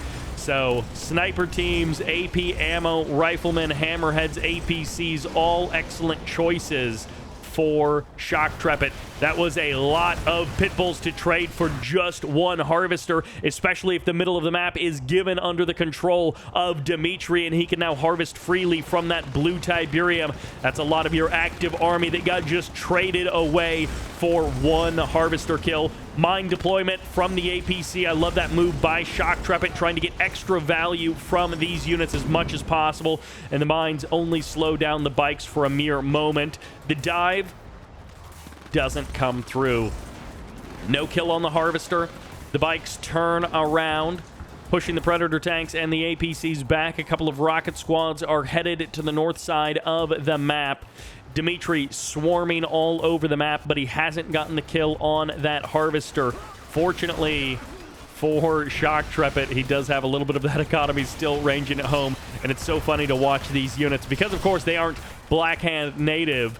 They don't get in range of the flame units. They just fire from the default unit range. 1 harvester down, a second harvester at the natural expansion, forcing the sell-off of that AP ammo. That command post has been sold off. The tech has been reset, and so has the harvester count once again as Dimitri demolishes the harvesters of Shock Trepid. You may have units, you may have tech, but it just doesn't matter if you have no economy. Shock Trepid on the other side of the map looking to get the revenge. He still managed to keep these 5 tanks alive who dodged these rockets in every corner of the map. The harvesters have been kept alive. Shock Trepid keeps his hopes alive, but he won't be able to hold on to that MCV, which gets burned down and sold off. But again, the Predator tanks never dealt with by Dimitri, and he's forced to sell off his refinery. It's a hit for a hit, and as long as the war factories remain, the MCV can be reproduced by Shock Trepid. And he still has a decent amount of cash in these 2 Tiberium fields. He's got 3, maybe 4 working harvesters. Now he produces more APCs, so he does just have 3 harvesters. It would be amazing if he was able to get out a couple more. And Shock Trepid shutting down this refinery has continued to stunt the growth of Dimitri. A second thing is that Dimitri hasn't gone for the blue Tiberium. If you're going to be long distance harvesting like this, it is absolutely worth it to go for the blue Tiberium. The drive time is probably extremely similar to the green Tiberium, and it gets you that cash faster. Bikes roll in to the left side of the map. They're going to find themselves 2 harvesters virtually undefended as those APCs have left a bit too much of a gap. And on the other side of the map, Shock Trepid is going to be moving in on the natural expansion of Dimitri once again. Shock Trepid posturing. There's a laser turret here. APCs are on the front line. They're here to deal with the rockets so that the Predators can roll in and deal with everything else. Another laser turret is essential here as it spawns in. The reinforcements are slow. Dimitri has his quick vehicles on the other side of the map. It's just up to the rocket squads. It's just up to the laser turrets. And once again, the refinery gets sold off. How many GDI units will be traded back for this attack? Every single rocket on the north side of the field goes down, but the APCs and the Predators largely escape. That Predator may go down as this additional volley comes in. Additional rockets fired at the end of the fight will find their marks. More and more Predator tanks going down. More and more APCs being eliminated. But mass APC is kind of working out for Shock Trepid. He does have a bit of a ticking clock. He can't go on this forever. And someone has been stealing the blue Tiberium. Maybe it's Dimitri. Shock Trepid desperately needs it as well now, so he's heading there with those harvesters. One blue Tiberium harvester there for Dimitri. Let's try again. The third or the fourth time this refinery has been built on that natural expansion. Dimitri at one point with like 13K floating in the bank because he had no production. And now he's sold off a bunch of his production again. And the result is he's building that bank once more. APCs are here. Where is the War Factory? The laser turrets are here. They're going to help hold off these units. Unfortunately, it's mostly just power plants here on the southern half of the map. The buggy goes for the scout. Dimitri, considering his options, he really needs Scorpion tanks or bikes and buggies or anything beyond just infantry numbers. Laser turrets are good. The power plants are being taxed as the APCs gun down unit after unit, structure after structure in the south. And the rocket squads move into a new position. This is a lot of APCs who are rolling into the base. Reinforcements coming from perhaps multiple angles as Shock Trepid stops to kill off one more power plant. He wants to make sure that those laser turrets are not free and easy. And Shock Trepid is actually just going to be losing these APCs. He does not have enough to punch through. He did not have the units, but he has rebuilt his MCV. The command post is here. Airfield is here as well. And that is going to be Hammerhead Production 101. Or maybe he will try and go Orcas so that he can have a little bit more agile units. But I assume it's Hammerheads just to help clear out the hordes of infantry. Double Hammerhead Production. War Factory still not here. No, okay, it is in the north. Finally, we do have a War Factory. Finally, we have a second refinery on the natural expansion. 14 minutes in this game, and it looks like it's 3 minutes into the game with how this one has played out between Dimitri and Shock Trepid. An extremely scrappy game where they have both been very active with what little army they happen to have at the moment. Buggy goes for the scout through the middle of the map. Rifleman gets picked up by the Hammerhead just to add that extra bit of firepower. And the Hammerheads chase down the buggy. They get the kill. And that is going to be the reveal of the Hammerheads to the Nod player. You better hope you've got enough rockets to deal with them. Or you better go, Operations Center, maybe even Mantises if you don't want to produce just bike after bike after bike. Orca Strike coming in as well. Shatterers are here. APCs. Okay, one Shatterer maybe getting a little bit ahead of the rest. Orca Strike comes in. Good damage to the Harvester. Does manage to tag that Harvester right there out front of the refinery. AP ammo. Hammerheads. Not AP armor. Armor-piercing armor doesn't actually make any sense, but not heavy plate armor or anything. I guess ceramic armor is what they call it over on the Zocom side of things. APC's moving forward. Shock Trepid. Dimitri hates his War Factories. That is the second time he has sold off the War Factory as the units approach so that he can produce something else instead. He gets the 1K cash boost.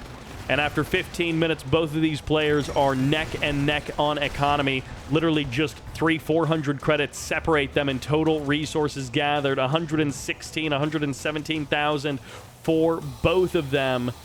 And The Tier 3 has finally been broken by the GDI side of the map to match the Nod side of production. Redeemer on the way. Marv on the way as well.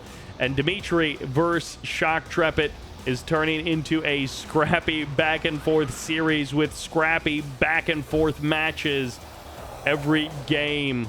Except for that first one. Every game, a bit of a tight race between these two players. The Mantises will find one volley. They get themselves one hammerhead. Orca Strike comes in. It'll go for mostly a miss. Tags the power plant just a little bit there. The Redeemer steps on out, and once again, the War Factory gets sold off.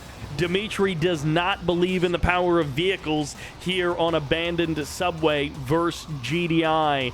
He says, vehicles are terrible. Infantry are where it is at.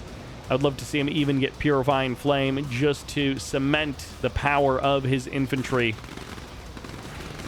Refinery is here. Main base refinery will finally fall after 17 minutes of attempts by Shock Trepid. Third bases, that is where the focus goes. The Mantises are here to defend those harvesters, and defend them they do. 3 hammerheads going down to the anti-air missiles of the Mantis. 3, 4, 5 harvesters showing up, but this Marv has superiority over the harvesters. He is the alpha harvester. He is the greatest of all of the harvesters. And the Marv is going to be just hoovering up so much of that Tiberium. Attack bikes chasing down these hammerheads. Attack bikes going hunting for harvesters. Okay, maybe they're not very good hunters, but they should be able to find at least one harvester kill here, depending on how much they want to really dive for it. And they will get one harvester. Maybe they can get a second one. The second watchtower is in range, so now it gets a lot harder. Dimitri just letting this Marv steal all of his Tiberium, and Shock Trepid happy to do it. Cranking out 115 credits every time this Marv is running over that Tiberium, just instantly transferring it into the bank account of Shock Trepid. Decoy Army gets the eyes on that Marv, trying to waste some of the shots of that Marv, forcing it to attack random units instead of real ones. The Marv left out to dry.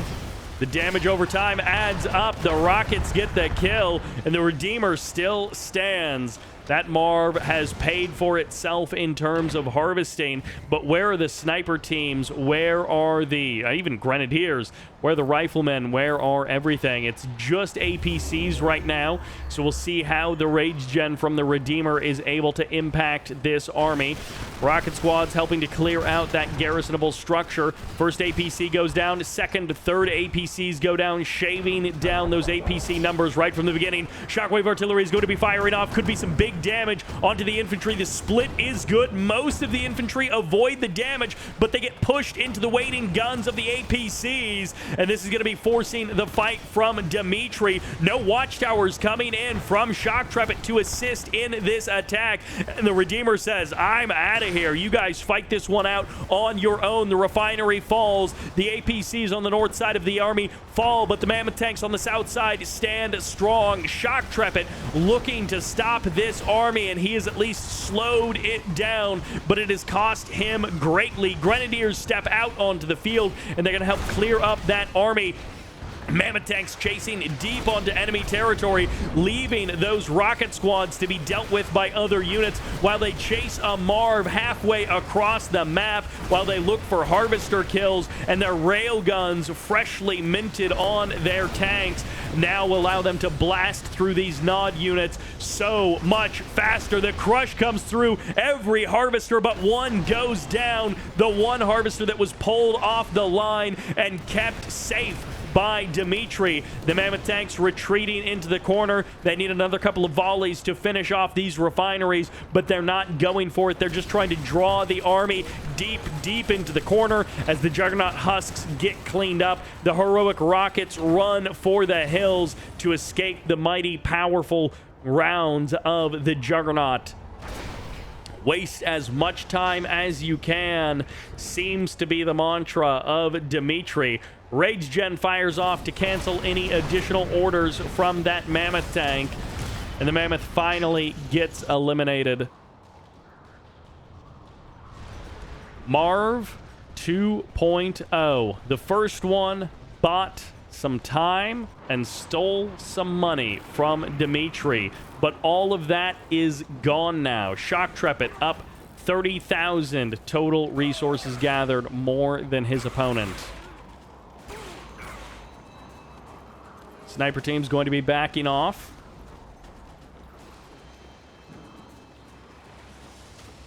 Rocket squads, Mantises, a Redeemer all here onto the front line. Dimitri has dealt with one threat, and he's decided it's finally time to take the fight to the enemy.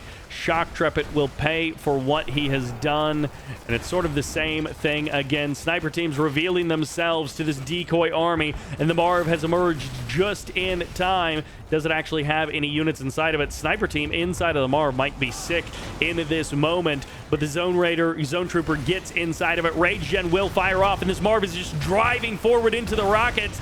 No support, no nothing, as that Rage Gen cancels any orders given to the Marv, and the Marv now going to try and reverse move out of it. Shock Trepid has taken massive damage as the Marv got charmed into the waiting arms of the rockets, and a Marv goes down after hardly having done anything.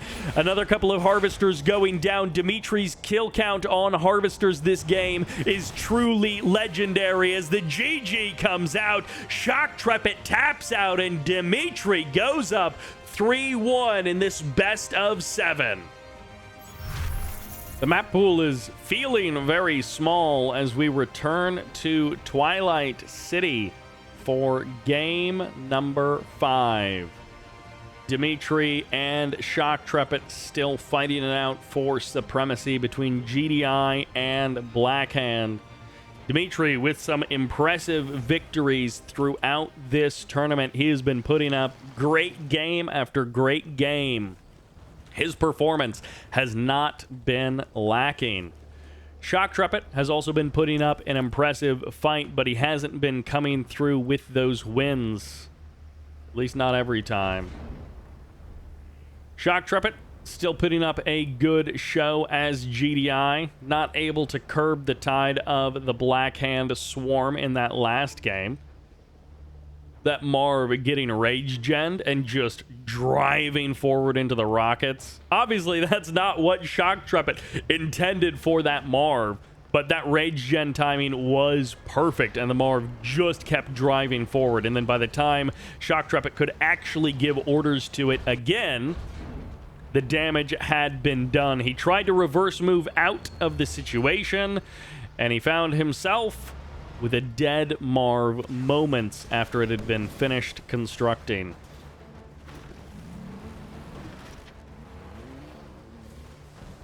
MCV crawling its way to the expansion. A little bit further for Dimitri, but perhaps he just wants a couple of power plants. When Nod move their MCV, they do go into low power mode. You need 3 power plants if you're Nod to be able to keep the lights on while your MCV is moving. Like right now, he's got more than enough power, but if he packs up his MCV, then he'd actually be in low power mode by a little bit. Meanwhile, Shock Trepid, he gets most of the way to his expansion. His build radius might be running out a little bit shy of where he would actually want to place those refineries. And in the case of Dimitri, he does go for the second refinery first. And this is where having that third power plant would have helped keep the lights on. But he doesn't go for it. He's happy to just have slow production for a few seconds while he repositions his MCV, and then he brings the lights back up when he deploys. Double War Factory for both players, so they are thinking the same thing. Fortunately for Dimitri, there was no pit bulls waiting for his harvester at the natural expansion, so there was not any kind of early aggression where Dimitri was put off by transferring that harvester early. Harvester from Shock Trepid going to be taking that blue Tiberium. Harvester from Dimitri, almost auto-harvested back to the main base. Bikes and buggies versus pit bulls, a tale we've seen many times in this tournament. Harvester takes a little bit of extra damage there. Shredder turret comes online and then gets sold off immediately because there wasn't enough power for it. Harvester gonna have to dance away from these pit bulls, gonna have to get them over to the war factory to repair, perhaps to keep them alive. More bikes and buggies coming out, but Shock Trumpet is just keeping up the pressure, and he's killing a lot of bikes. He's killing a lot of buggies. These APCs dropping their mines as well. Many of these pit bulls down below half health, but still firing those rockets, still finding extra kills against the Nod player. And then, whoa, that Harvester found every single mine. Nothing was left. He drove over every possible mine that he could, and then he died. Dimitri, incredibly unlucky, did not remember the position of those mines and did not babysit that Harvester. Oh man, that was, I guess, perfect placement by Shock Trumpet or terrible luck for Dimitri. There's like one mine left over, and the Harvester would have gotten those mines as well if he had enough health bar to do it. Shock Trumpet gets a kill on a Harvester, gets the blue Tiberium as well, and cleans up a good chunk of the bike buggy. Shredder turret sold off immediately. This rifleman will eventually be dealt with by the bike buggy. That foxhole can be so annoying to deal with. It's a mess as the pit bulls commit in onto the attack. Orca Strike coming in as well, so both places are under threat, and Dimitri is looking terrible here in game number 5. The Orca Strike comes in, tags that Harvester with 1 damage worth of damage, 1 single hit point worth of damage. The APCs are here. They've been covering for the Hammerheads, and Dimitri looking good several of these games, but getting clobbered here in game number 5. Shock Trumpet is ready to fight, and fight he will. Hand of Nod finally up and running here at the natural expansion. You just need some extra units to help out with the defense sometimes. Hammerhead's coming over. Laser turret is here. Predator tanks in the mix as well. And Shock Trumpet might need a little bit more if he wants to actually crack this base open a second time. Laser turret goes down. All of the turrets have been eliminated. Second laser turret comes up. Hammerhead's dancing away from the bikes. 3-4 pit bulls go down in rapid succession. A 5th pit bull gets eliminated. The Predator tanks are mostly on their own. The Hammerheads move forward just to give their lives away. For some reason, Shock Trumpet decides to throw away a couple of Hammerheads, and now his Predator tanks have even less units to help them support. them. Shock Trumpet goes for the switch up into air. He goes for the early move to the 3rd base. And we'll see if he's actually able to keep his units alive, because he just made a couple of mistakes at the end of that fight. He was doing fantastically, and then he was making a couple of mistakes, and now he can restabilize, get his tech up and running, get his 3rd base economy up and running. And Dimitri, a little bit slow on the tech as well. It looks like he's going for tier 3 now. Barracks comes up. Wow, a lot of production coming out from Dimitri. Not a lot of tech. He at least does have that command post. He's had that for a little while. But the tier 3 is really what I'm worried about. Pit bulls and APCs going to be tracking these bikes and buggies here on the right side of the map. Tib Core would be amazing, but for now the Hammerheads will be dealt with quickly enough by these attack bikes. Pit bulls going to be wasting a number of their shots on the decoy army. Meanwhile, the real rockets land on these pit bulls, and the bike buggy is going to be holding its ground for a moment here. I'm not sure why Dimitri was just sitting there taking those shots. APCs rolling in, bike buggy trying to move away. Dimitri is going to be leading these units into the natural expansion. Meanwhile, back at the main base, Shock Trepid has snuck in with 6 tanks in the back line. 1 or 2 harvesters getting eliminated there, and Shock Trepid finds some damage while distracting Dimitri on the front line. The Predator tanks find a killer opening in the west. Shock Trepid behind all of this is getting his third base up and running. He's 20 grand up in total resources gathered, and he's demolishing power plant after power plant, opening up a whole range of confusion for the Nod player. Hammerheads come in. APCs might try and dive on this harvester. No, they're just spreading out their damage, trying to kill off these units. Orca Strike coming in, Hammerhead as well. Another SAM site to try and hit these aircraft and keep them away. The bike gets cleaned up. The harvester may get missed, but the bike pays the price. The Bloodhounds get called in. The Predator tanks backing off and then coming back in to the main base, getting chased away by Panic Fanatics from Dimitri. The Bloodhounds versus the Tibcore missiles here at the natural expansion. A couple of these harvesters down below half health, but still working away. And as the Predator tanks roll into this base, does Dimitri have any hope of holding on to this game? The answer is no. The GG comes out, and Shock Trepid makes the scoreline just a little bit closer and sends us into game number 6. The Highlands become the battleground once again here in game number 6. Shock Trepid and Dimitri believe in GDI, and they believe in Black Hand. That is where the next battle will take place. Very consistent between these two players. They have chosen their factions and they are sticking with them. No switching it up for random. No going for Scrin or trying to even switch over to like Marked of Kane or something. Not even Vanilla Nod for Dimitri. Confidence in their abilities. Well, that's something that you need when you're going for a flame tank rush. Futurama is not in this game. Shock Trepid is going to want to get eyes on this as soon as possible. And there, the Pitbull will see everything. So he doesn't know exactly where that flame tank went off, but he does know about the flame units moving around the map. Where did the flame tank go? Engineer and a Black Hand squad moving out for Shock Trepid, or for Dimitri. Shock Trepid's Tiberium Spike is not safe against that kind of a combination.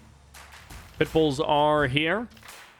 Shock Trepid desperately looking for any kind of flame tank that may have been produced by Dimitri.